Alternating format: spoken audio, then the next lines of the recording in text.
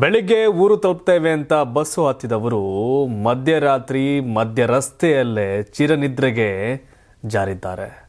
ಯಾರೂ ಕೂಡ ನಿರೀಕ್ಷೆ ಮಾಡಿದಂಥ ಘಟನೆ ಜವರಾಯನ ಅಟ್ಟಹಾಸ ಚಿತ್ರದುರ್ಗದಲ್ಲಿ ನಡೆದೋಗಿದೆ. ಮತ್ತೊಂದು ಕಡೆ ಡಿಸಿಎಂ ಡಿಕೆ ಶಿವಕುಮಾರ್ ರಾಜಕೀಯ ನಿರೀಕ್ಷೆಯಲ್ಲಿ ಭಗ್ನ ಸನ್ನಿವೇಶ ಎದುರಾಗಿದೆ. ಡಿಕೆ ಶಿವಕುಮಾರ್ ಡೈಲಾಗ್ ಇದೀಗ ಚೇಂಜ್ ಆಗಿದೆ. ಚಿತ್ರದುರ್ಗದ ಬಸ್ ದುರಂತ ಹಾಗೆ ರಾಜ್ಯ ರಾಜಕಾರಣದ ಡಿಕೆ ಶಿವಕುಮಾರ್ ಅವರ ದುರಂತದ ಲೆಕ್ಕಾಚಾರಗಳು ಎಲ್ಲವೂ ಕೂಡ ಇವತ್ತಿನ ಪ್ರೈಮ್ ಟೈಮ್ ನ್ಯೂಸ್ ಅಲ್ಲಿದೆ. ಎಲ್ಲರಿಗೂ ಕೂಡ ಪ್ರೈಮ್ ಟೈಮ್ ನ್ಯೂಸ್ಗೆ ಸ್ವಾಗತ. ನಾನು ಶಿವಕುಮಾರ್. ಇಂದು ಬೆಳ್ಳಂಬೆಳಗ್ಗೆ ಜವರಾಯ ಅಟ್ಟಹಾಸ ಮೆರೆದಿದ್ದ. ಬೆಂಗಳೂರಿನಿಂದ ಗೋಕರ್ಣಕ್ಕೆ ಹೊರಟಿದ್ದವರು ಬಾರದ ಲೋಕಕ್ಕೆ ತೆರಳಿದ್ದಾರೆ. ಚಿತ್ರದುರ್ಗ ಜಿಲ್ಲೆಯ ಹಿರಿಯೂರು ತಾಲೂಕಿನ ಗೊರ್ಲತ್ತು ಕ್ರಾಸ್ ಬಳಿ ಘನಘೋರ ದುರಂತ ಸಂಭವಿಸಿದೆ. ಯಮದೂತನಂತೆ ಅತಿ ವೇಗವಾಗಿ ಬಂದ ಕಂಟೈನರ್ ಡಿವೈಡರ್ ಹಾರಿ ಸ್ಲೀಪರ್ ಬಸ್ಗೆ ಡಿಕ್ಕಿಯಾಗಿತ್ತು. ನೋಡ್ತಿದ್ದಂತೆ ಬೆಂಕಿ ದಗದಗಿಸಿದೆ. ಏನಾಗ್ತಿದೆ ಅಂತ ಗೊತ್ತಾಗುವಷ್ಟರಲ್ಲಿ ಹಲವರ ಪ್ರಾಣ ಪಕ್ಷಿ ಹಾರಿ ಹೋಗಿತ್ತು. ಸದ್ಯದ ಮಾಹಿತಿ ಪ್ರಕಾರ 32 ಪ್ರಯಾಣಿಕರ ಪೈಕಿ 9 ಮಂದಿ ಸಜೀವ ದಹನವಾಗಿದ್ದಾರೆ. ಮೃತದೇಹಗಳು ಗುರುತು ಸಿಗದಷ್ಟು ಸುಟ್ಟು ಹೋಗಿವೆ. ಹಲವಾರು ಗಂಭೀರ ಗಾಯಗೊಂಡಿದ್ದು ಚಿತ್ರದುರ್ಗ, ತುಮಕೂರು, ಬೆಂಗಳೂರಿನ ಆಸ್ಪತ್ರೆಗಳಲ್ಲಿ ಚಿಕಿತ್ಸೆ ನೀಡಲಾಗ್ತಾ ಇದೆ. ಇನ್ನು ಹಿಂದೆ ಬರ್ತಿದ್ದ ಸ್ಕೂಲ್ ಬಸ್ಸಿಗೂ ಬೆಂಕಿ ಹೊತ್ಕೊಂಡಿದ್ದು 42 ವಿದ್ಯಾರ್ಥಿಗಳು, ಶಿಕ್ಷಕರು ಕೂದಲೆಳೆ ಅಂತರದಲ್ಲಿ ಪಾರಾಗಿದ್ದಾರೆ. ಮದುವೆ ಆಗಬೇಕು ಇದ್ದ ಮದುವೆ ಫಿಕ್ಸ್ ಆದಂಥ ಯುವತಿ ಮತ್ತು ತಾಯಿ, ಮಗು, ಇತರರು ಆ ಸಾವಿದೆಯಲ್ಲ, ಯಾವ ಶತ್ರುಗೂ ಈ ಸಾವುಗಳು ಬರಬಾರ್ದು. ನೋಡಿ, ಈ ಕಡೆ ರೋಡಲ್ಲಿ ಹೋಗ್ತಿರೋ ಬಸ್ಗೆ ಆ ಕಡೆಯಿಂದ ಕಂಟೈನರ್ ಹಾರು ಬಂದು ಇಲ್ಲಿ ಡಿಕ್ಕಿ ಹೊಡೆಯೋದಿದೆಯಲ್ಲ ದುರಂತ. ಅಲ್ಲಿ ಗೊತ್ತಾಗಲ್ಲ ಯಾವಾಗ ಹೇಗೆ ಅಂತ. ಬಟ್ ರಾತ್ರಿ ಹೊತ್ತು ಸಂಚಾರ ಮಧ್ಯ ಅಂತ ದೊಡ್ಡ ಹೆದ್ದಾರಿಗಳಲ್ಲಿ ಅಟ್ಲೀಸ್ಟ್ ಒಂದು 3 ಅಡಿ 4 ಅಡಿಗೆ ಇದನ್ನು ಕಟ್ಟುವಂಥದ್ದು ಒಂದು ಆಗ್ತಿರುತ್ತೆ. ಬಟ್ ಇಲ್ಲ, ಈ ದುರಂತ ಇದೆಯಲ್ಲ, ರಾತ್ರಿ ಹೊತ್ತು ಬೆಳಗ್ಗೆ ಆದರೆ ತಕ್ಷಣ ಕಿಳಿಬೋದು. ಬಟ್ ರಾತ್ರಿ ಆದ ಸನ್ನಿವೇಶದಲ್ಲಿ ಈ ದುರಂತ ಸಂಭವಿಸಿರೋದು ಒಂದಷ್ಟು ಸಾವಿಗೆ ಕಾರಣ ಆಗಿದೆ. ಬಟ್ ಪರ್ಯಾಯ ಮಾರ್ಗಗಳು ಈ ರೀತಿ ಆಗದಂಗೆ ಒಂದಷ್ಟು ಕ್ರಮಗಳನ್ನ ವಹಿಸೋದು ಭಾಳ ಅವಶ್ಯಕತೆ ಇದೆ ಅಂತ ಹೇಳ್ಬೋದು. ಲಾರಿ ಚಾಲಕನ ರ್ಯಾಶ್ ಡ್ರೈವ್ ಹಾಗೂ ಅಜಾಗರೂಕತೆಯಿಂದ ಅಪಘಾತ ಆಗಿದೆ. ಹೀಗಂತ ಸಾರಿಗೆ ಸಚಿವ ರಾಮಲಿಂಗಾರೆಡ್ಡಿ ಸ್ಪಷ್ಟನೆ ಕೊಟ್ಟಿದ್ದಾರೆ. ಡಿವೈಡರ್ ದಾಟಿ ಬಂದು ಬಸ್ನ ಡೀಸೆಲ್ ಟ್ಯಾಂಕ್ಗೆ ಲಾರಿ ಗುದ್ದಿದೆ. ಯಾವ ಕಾರಣಕ್ಕೆ ಬೆಂಕಿ ಹೊತ್ಕೊಂಡಿದೆ ಎಂಬ ಬಗ್ಗೆ ತನಿಖೆ ನಡೆಸಬೇಕಿದೆ. ಮೊನ್ನೆಯೂ ಒಂದು ಬಸ್ ದುರಂತ ಆದಾಗ ಈ ಬಗ್ಗೆ ಸಾರಿಗೆ ಇಲಾಖೆ ಸಾಕಷ್ಟು ಕ್ರಮ ವಹಿಸಿದೆ. ಬಸ್ನಲ್ಲಿ ಯಾವುದೇ ರೀತಿಯ ಸ್ಫೋಟಕ ವಸ್ತುಗಳನ್ನು ಸಾಗಿಸದಂತೆ ಎಚ್ಚರ ವಹಿಸಿದ್ದೇವೆ. 2013ರಲ್ಲೂ ನಾನು ಸಾರಿಗೆ ಸಚಿವನಾದಾಗ ಬಸ್ ಅಗ್ನಿ ದುರಂತ ಸಂಭವಿಸಿತ್ತು. ಆಗಲೂ ಎಲ್ಲ ಬಸ್ಗಳಿಗೆ ಕಡ್ಡಾಯ ಎಮರ್ಜೆನ್ಸಿ ಡೋರ್ ಮಾಡಿದ್ದೇವೆ. ಈ ಅವಘಡ ಚಾಲಕರ ಅಜಾಗರೂಕತೆಯಿಂದ ಆಗಿದೆ ಅಂತ ರಾಮಲಿಂಗಾರೆಡ್ಡಿ ಕೂಡ ಹೇಳಿದರು. ಇನ್ನು ಕೇಂದ್ರ ಹಾಗೂ ರಾಜ್ಯ ಸರ್ಕಾರದಿಂದ ಪರಿಹಾರವನ್ನು ಘೋಷಣೆ ಮಾಡಲಾಗಿದೆ. ಚಿತ್ರದುರ್ಗ ದುರಂತದಲ್ಲಿ ಮೃತಪಟ್ಟವರ ಕುಟುಂಬಗಳಿಗೆ ಕೇಂದ್ರ ಮತ್ತು ರಾಜ್ಯ ಸರ್ಕಾರದಿಂದ ಪರಿಹಾರ ಘೋಷಣೆ ಮಾಡಲಾಗಿದೆ. ರಾಜ್ಯ ಸರ್ಕಾರದಿಂದ ಮೃತಪಟ್ಟವರ ಕುಟುಂಬಗಳಿಗೆ ತಲಾ 5 ಲಕ್ಷ ಹಾಗೂ ಗಾಯಾಳುಗಳಿಗೆ ತಲಾ 50,000 ಪರಿಹಾರ ಘೋಷಿಸಲಾಗಿದೆ. ಇನ್ನು ಪ್ರಧಾನಮಂತ್ರಿಯವರ ರಾಷ್ಟ್ರೀಯ ಪರಿಹಾರ ನಿಧಿಯಿಂದ ಮೃತರ ಕುಟುಂಬಸ್ಥರಿಗೆ ತಲಾ 2 ಲಕ್ಷ, ಗಾಯಾಳುಗಳಿಗೆ ತಲಾ 50,000 ಪರಿಹಾರವನ್ನು ಘೋಷಣೆ ಮಾಡಲಾಗಿದೆ. ಸೊ ಏನು ಪರಿಹಾರ ಸಿಕ್ಕರೂ ಆ ಜೀವಗಳು ವಾಪಸ್ ಬರಲ್ಲ. ಬಟ್ ರಾಮಲಿಂಗಾರೆಡ್ಡಿ ಅವ್ರ ಪಾಯಿಂಟ್ ನನಗೆ ವ್ಯಾಲಿಡ್ ಅನಿಸ್ತು. ಅವರು ಆ ಟೈಮಲ್ಲಿ ಎಮರ್ಜೆನ್ಸಿ ಡೋರ್ಗಳೆಲ್ಲ ಇರಲಿಲ್ಲ. ಲಾಸ್ಟ್ ಟೈಮ್ ಮಾತ್ರ ಆದಾಗ ಅದೊಂದು ಜಾರಿ ಮಾಡಿದರು. ಬಟ್ ಇಲ್ಲೂ ಅಷ್ಟೇ ರಸ್ತೆಗಳು ನಿರ್ಮಾಣ ಮಾಡಬೇಕಾದ್ರೆ ಅಂಥ ಹೆದ್ದಾರಿಗಳಲ್ಲಿ ಮಧ್ಯ ಕೇವಲ ಡಿವೈಡರ್ ನಿರ್ಮಾಣ ಆಗಿರುತ್ತೆ, 1 ಅಡಿ ಲೆಕ್ಕದಲ್ಲಿ ಮಧ್ಯೆ ಗಿಡ ನೆಟ್ಟಿರ್ತಾರೆ. ಅದಕ್ಕಿಂತ ಆ ಗೋಡೆಗಳನ್ನ ನಿರ್ಮಾಣ ಮಾಡೋದು ಬೆಸ್ಟ್ ಅಂತ ಒಂದು ಸಲ ಅನಿಸುತ್ತೆ. ಸೊ ಸಿಮೆಂಟ್ ಗೋಡೆಗಳು ನಿರ್ಮಾಣ ಮಾಡ್ತಾರಲ್ಲ, ಸೊ ಆ ಥರದ್ದು ಮಾಡಿದ್ರೆ ಅನುಕೂಲ ಅಂತ ಅನಿಸುತ್ತೆ. ಮತ್ತು ಸ್ಪೀಡು, ಡ್ರೈವರ್ಗಳು ಇಷ್ಟ ಅವ್ರ ಮೇಲೆ ಓಡಿಸೋಂಗಿಲ್ಲ ಅಂತ. ಈಗ ಜರ್ಮನಿ ಇಲ್ಲೆಲ್ಲ ಈ ಭಾಗದ ಇದರಲ್ಲಿದೆ, ದಿನಕ್ಕೆ ಇಷ್ಟು ಗಂಟೆ ಮಾತ್ರ ಡ್ರೈವ್ ಮಾಡಬೇಕು ಅಂತ. ಇಲ್ಲಿ 500 ಕಿಲೋಮೀಟ್ರ್, 1000 ಕಿಲೋಮೀಟ್ರ್, 1,500 ಕಿಲೋಮೀಟ್ರ್ ವಾರಗಟ್ಟಲೆ ಒಬ್ಬನೇ ಓಡಿಸಿರ್ತಾನೆ. ಸರ್ ಎಲ್ಲ ಪುಣೆಯಿಂದ ಚೆನ್ನೈಗೆ ಹೋಗ್ತಾರೆ, ಮುಂಬೈಯಿಂದ ಚೆನ್ನೈಗೆ ಈ ಥರ ಎಲ್ಲ ಇರುತ್ತೆ. ಬಟ್ ಅದೊಂದು ಕಾನೂನುಗಳನ್ನ ಮಾಡಿದ್ರೆ ಆಗುತ್ತೆ ಚಾಲಕರ ವಿಷಯದಲ್ಲಿ. ಅವರ ಚಾಲಕರ ಆರೋಗ್ಯದ ದೃಷ್ಟಿ ಮತ್ತು ಈ ಥರ ಅಪಘಾತ ಆಗಬಾರ್ದು ಅನ್ನೋ ಕಾರಣಕ್ಕೆ. ಸೊ ಅದೊಂದು ನಿರ್ಧಾರವನ್ನು ಸರ್ಕಾರ ತೆಗೆದುಕೊಂಡ್ರೆ ತುಂಬ ಉತ್ತಮ ಅನಿಸುತ್ತೆ. ಇನ್ನು CWC ಸಭೆಗೆ ಸಿದ್ದುಗೆ ಆಹ್ವಾನ ಕೊಡಲಾಗಿದೆ. ಡಿಕೆ ಶಿವಕುಮಾರ್ ಗಿಲ್ಲ. ರಾಹುಲ್ ಗಾಂಧಿ ಭೇಟಿಗೆ ಯತ್ನಿಸಿದ್ದ ಡಿಸಿಎಂ ಡಿಕೆ ಶಿವಕುಮಾರ್ ಬರಿಗೈಯಲ್ಲಿ ವಾಪಸ್ ಆಗಿದ್ದಾರೆ. ಡಿಕೆಶಿಗೆ ಕಾಂಗ್ರೆಸ್ ಕಾರ್ಯಕಾರಿ ಸಮಿತಿ ಸಭೆಗೂ ಆಹ್ವಾನ ಬಂದಿಲ್ವಂತೆ. ಆದರೆ ಸಿಎಂ ಸಿದ್ದರಾಮಯ್ಯಗೆ ಮಾತ್ರ ಆಹ್ವಾನ ಬಂದಿದ್ದು ನಾಳೆ ದೆಹಲಿಗೆ ತೆರಳಲಿದ್ದಾರೆ. ಈ ಮಧ್ಯೆ ಬೆಂಗಳೂರಿನಲ್ಲಿ ಎಐಸಿಸಿ ಅಧ್ಯಕ್ಷ ಮಲ್ಲಿಕಾರ್ಜುನ್ ಖರ್ಗೆ ಅವರನ್ನ ಡಿಕೆ ಶಿವಕುಮಾರ್ ಭೇಟಿ ಮಾಡಿ ಮಹತ್ವದ ಚರ್ಚೆ ಮಾಡಿದ್ದಾರೆ. ಬಳಿಕ ಮಾಧ್ಯಮಗಳೊಂದಿಗೆ ಪ್ರತಿಕ್ರಿಯಿಸಿರ್ತಕ್ಕಂಥ ಡಿ ಕೆ ಶಿವಕುಮಾರ್ ಡಿಸೆಂಬರ್ 27ರಂದು ದೆಹಲಿಯಲ್ಲಿ ಕಾಂಗ್ರೆಸ್ ಕಾರ್ಯಕಾರಿಣಿ ಸಭೆ ಇದ್ದು CWC ಸಭೆಗೆ ನನ್ನನ್ನು ಕರೆದಿಲ್ಲ, ಕರೆದರೆ ನಾನು ಹೋಗುತ್ತೇನೆ ಅಂತ ಹೇಳಿದ್ದಾರೆ. ಬರೀ ಭಾಷಣ ಮಾಡಿಕೊಂಡು ಹೋಗಿಲ್ಲ. ಸಿಎಂ ಸಿದ್ದರಾಮಯ್ಯ ವಿರುದ್ಧ ಡಿ ಕೆ ಶಿವಕುಮಾರ್ ಪರೋಕ್ಷವಾಗಿ ಟಾಂಗ್ ಕೊಟ್ಟಿದ್ದಾರೆ. ಈ ಮೂಲಕ ಸಿಎಂ ಕುರ್ಚಿ ಜಟಾಪಟಿ ಬಹಿರಂಗವಾಗಿದೆ. ನಾನು ಲೈಫ್ ಟೈಮ್ ವರ್ಕರ್, ಕಾರ್ಯಕರ್ತನಾಗಿದ್ದಾಗಲೂ ಅಧ್ಯಕ್ಷನಾಗಿದ್ದಾಗಲೂ ಬಾವುಟ ಕಟ್ಟಿದ್ದೀನಿ, ಪೋಸ್ಟರ್ ಅಂಟಿಸಿದ್ದೀನಿ, ಕಸವನ್ನು ಗುಡಿಸಿದ್ದೇನೆ, ಕಾಂಗ್ರೆಸ್ ಪಕ್ಷಕ್ಕಾಗಿ ಏನು ಬೇಕೋ ಎಲ್ಲವನ್ನೂ ಮಾಡಿದ್ದೀನಿ. ನಾನು ಬಂದಾಗಲೆಲ್ಲ ಸ್ಟೇಜ್ ಮೇಲೆ ಕುಳಿತುಕೊಂಡು ಭಾಷಣ ಮಾಡಿಕೊಂಡು ಹೋಗುವ ಕೆಲಸ ಮಾಡಿಲ್ಲ. ನಾನು ಎಲ್ಲ ಕೆಲಸಗಳನ್ನು ಮಾಡಿದ್ದೀನಿ ಅಂತ ಡಿ ಕೆ ಶಿವಕುಮಾರ್ ಕೊಟ್ಟಿದ್ದಾರೆ. ಈ ಈ ಈ ಮಾತನ್ನು ಕೇಳಬೇಕಾದ್ರೆ ಅನಿಸಿದ್ದು, ಅವರು ಅಧ್ಯಕ್ಷ ಈಗ ಸಿದ್ದರಾಮಯ್ಯ CM ಆಗೋಕ್ಕೆ ಮುಂಚೆ BJP ಸರ್ಕಾರ ಇದ್ದಾಗ ಅವರು KPCC ಅಧ್ಯಕ್ಷ ಆದಾಗಲೂ ಹೇಳಿದರು, ನಾವು ಅಡುಗೆ ಮಾಡ್ತೀವಿ, ಯಾರೋ ಬಂದು ಕೂತು ಊಟ ಮಾಡಿ ಹೋಗ್ತಾರೆ ಅಂತ. ಸಿದ್ದರಾಮಯ್ಯ ಮುಂದಿನ ಮುಖ್ಯಮಂತ್ರಿ ಅಂತ ಚರ್ಚೆ ಆಗ್ಬೇಕಾದ್ರೆ ಈ ಮಾತನ್ನು ಹೇಳಿದರು.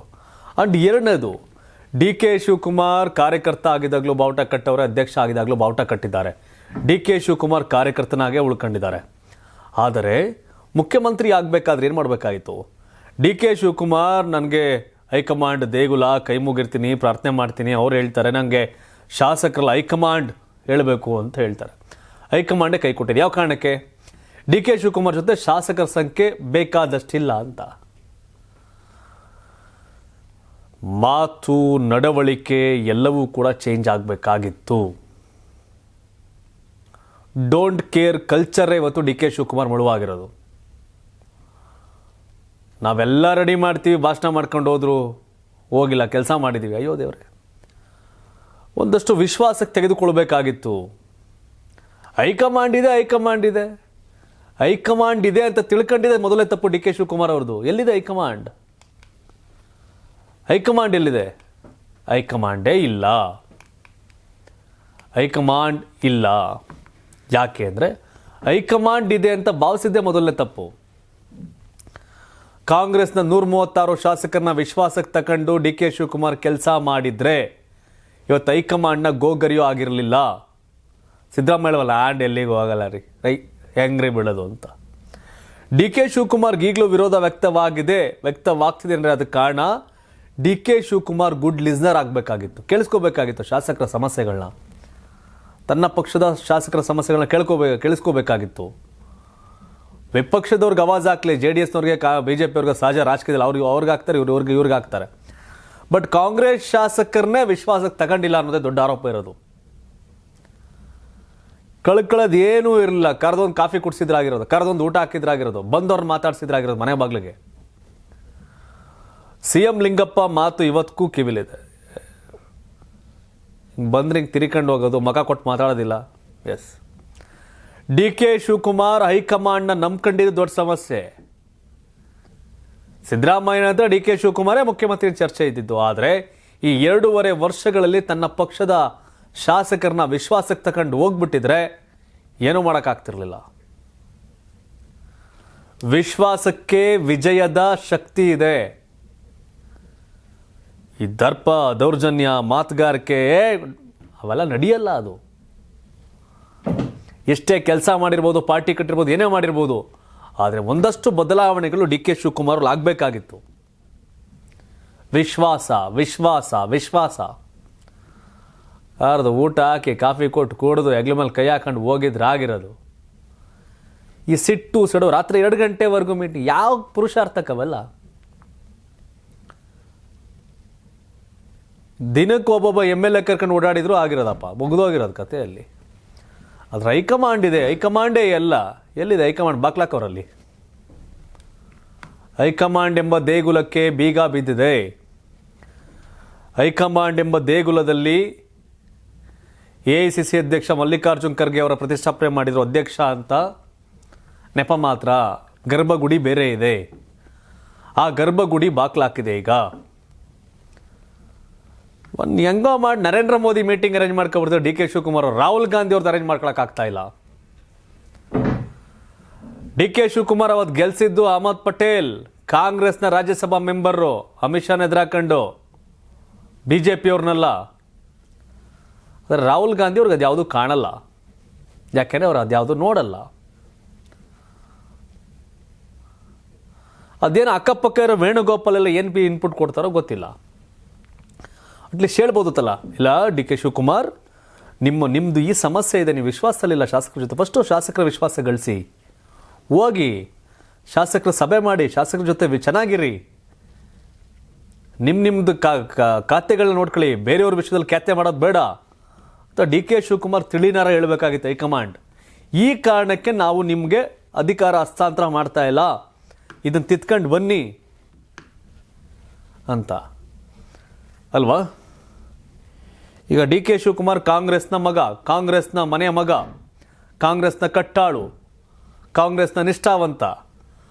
ಅವ್ರಿಗೆ ನೋಡಪ್ಪ ಡಿ ಶಿವಕುಮಾರ್ ನೀವೆಲ್ಲ ಓಕೆ, ನಿಮ್ಮ ಬಗ್ಗೆ ವಿಶ್ವಾಸ ಇಲ್ಲ ಶಾಸಕರಿಗೆ, ಒಂದು ಜನಕ್ಕೆ ವಿಶ್ವಾಸಕ್ಕೆ ತಗೊಳ್ಳಿ, ಹಿಂಗೆ ನಡ್ಕೋಬೇಡಿ, ಖುಷಿಯಿಂದ ಇರಿ, ನಗ್ನಗ್ತಾ ಮಾತಾಡಿಸಿ, ಹಿಂಗೆ ಆಕಾಶ ನೋಡ್ಕೊಂಡು ಹೋಗ್ಬೇಡಿ, ಕಣ್ಣಲ್ಲಿ ಕಣ್ಣಿಟ್ಟು ಮಾತಾಡಿ ಅಂತ ಹೇಳಬೇಕಾಗಿತ್ತವ. ಯಾಕೆ ಅಂದರೆ ಕಾಂಗ್ರೆಸ್ಗೆ ಡಿ ಕೆ ಶಿವಕುಮಾರ್ ಅಂತ ನಾಯಕನ ಅವಶ್ಯಕತೆ ಆ ಪಾರ್ಟಿಗಿದೆ.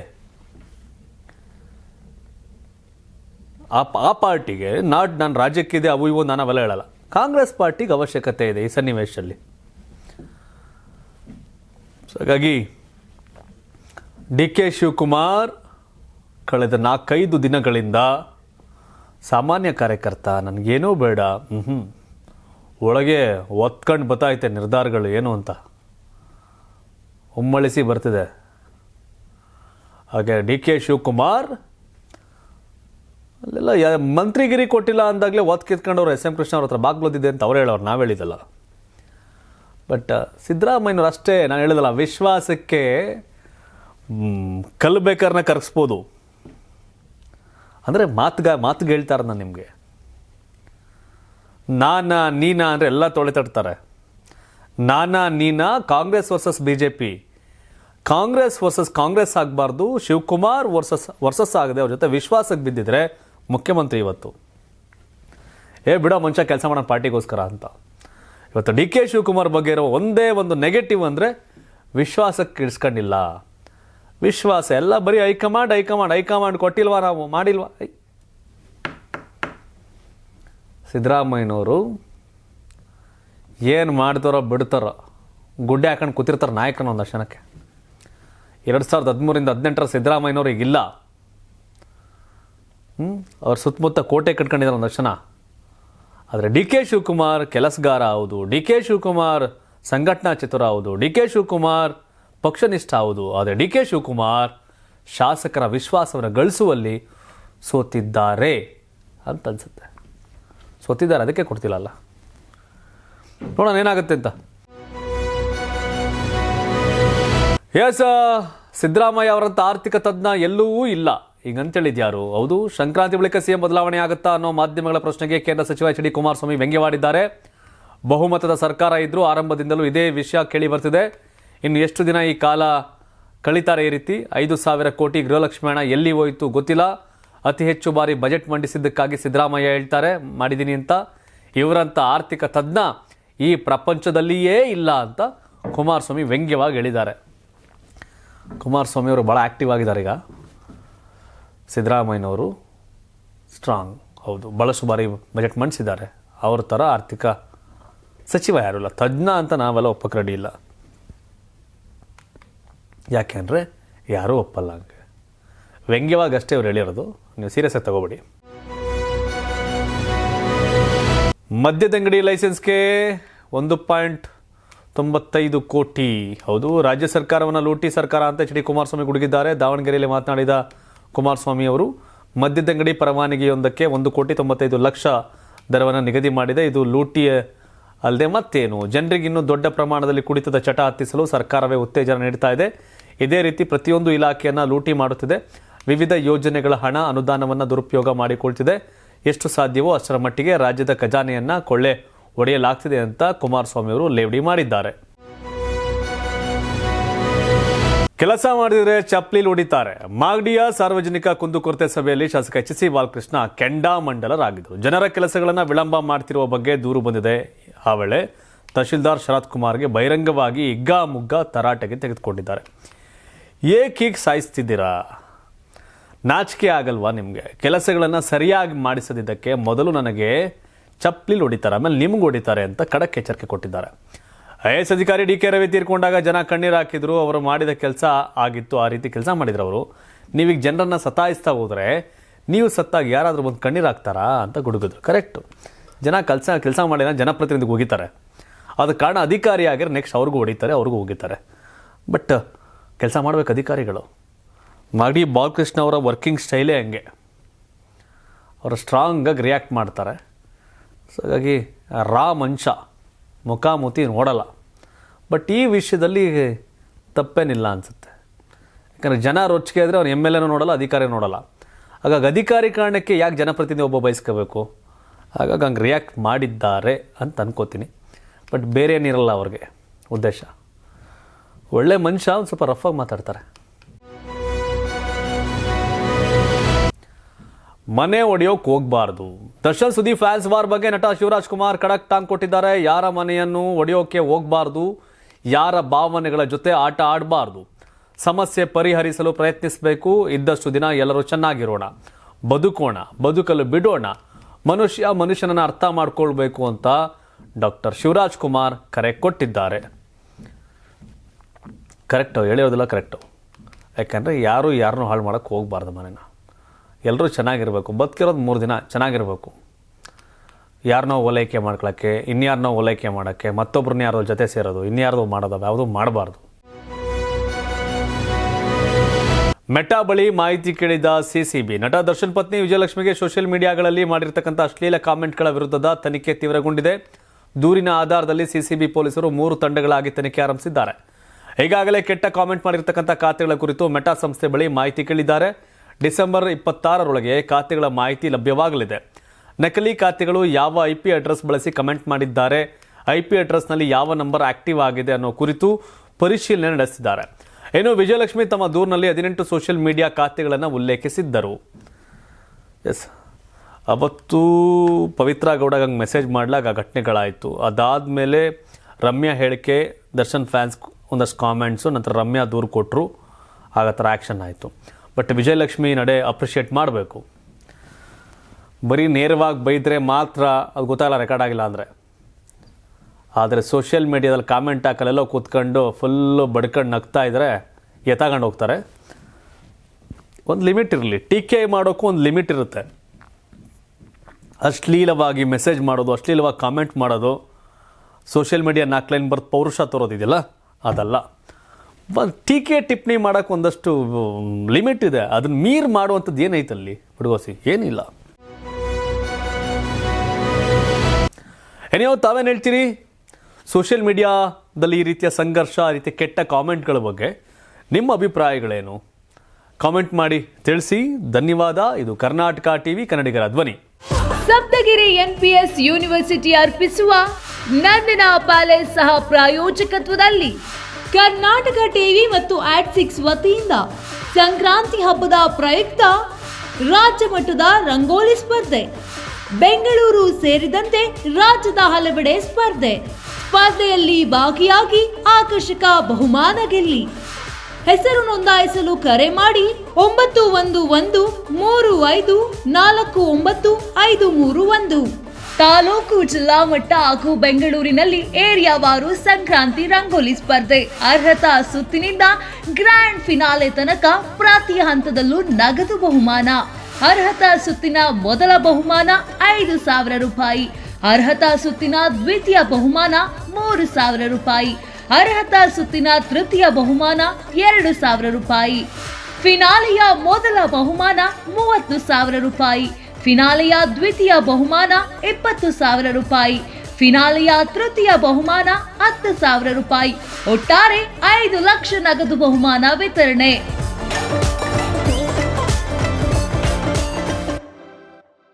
ಯಾರಾಗ್ತಾರೆ MLA ಅಭ್ಯರ್ಥಿ 2028 ಶೀಘ್ರದಲ್ಲೇ. ಪ್ರತಿದಿನ ಒಂದೊಂದು ಕ್ಷೇತ್ರದ ಟಿಕೆಟ್ ಆಕಾಂಕ್ಷಿಗಳ ಸಂಪೂರ್ಣ ಮಾಹಿತಿ ಪೊಲಿಟಿಕಲ್ ಜರ್ನಲಿಸ್ಟ್ KM ಶಿವಕುಮಾರ್ ಅವರಿಂದ. ಕರ್ನಾಟಕದ ನಂಬರ್ 1 ಡಿಜಿಟಲ್ ಮೀಡಿಯಾ ನಿಮ್ಮ ನೆಚ್ಚಿನ ಕರ್ನಾಟಕ ಟಿವಿಯಲ್ಲಿ ಮಾತ್ರ.